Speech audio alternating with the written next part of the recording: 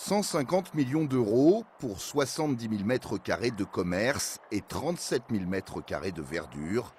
L'entrée sud de Saint-Étienne se redessine avec style du nom de ce projet pharaonique dont Philippe Gerken a la charge. Là, vous êtes sur la terrasse qu'on appelle le belvédère. Et ici, vous êtes sur les îlots nord, le nord 2 exactement. On les a numérotés parce que comme on est sur un site très vaste. Pour mieux appréhender cette étendue, il faut prendre de la hauteur. 70 magasins vont s'implanter, dont une quinzaine de restaurants. Pour l'heure, une vingtaine d'entreprises et 300 ouvriers s'activent sur le site. D'ici peu, les effectifs vont doubler pour arriver à 1500 en phase de finition.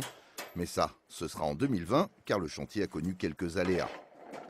Bon, là, tout se gère, hein. On a su gérer les problèmes d'amiante, mais bon, ça nous a fait prendre un petit peu de retard. Mais voilà, maintenant, à partir du moment où les bâtiments sortent de terre, on maîtrise beaucoup mieux la suite.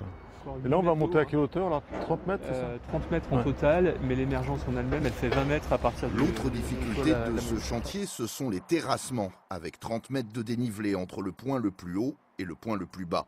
Mais aussi la pose d'une surtoiture longue de 500 mètres qui doit structurer l'image du site. Le plus dur, c'était de sortir de terre. Maintenant, les éléments prennent du volume et un volume important avec cette surtoiture là, qui rentre en résonance avec le paysage stéphanois, avec les collines, les crassiers autour. Donc ça, c'est très satisfaisant. Ouais.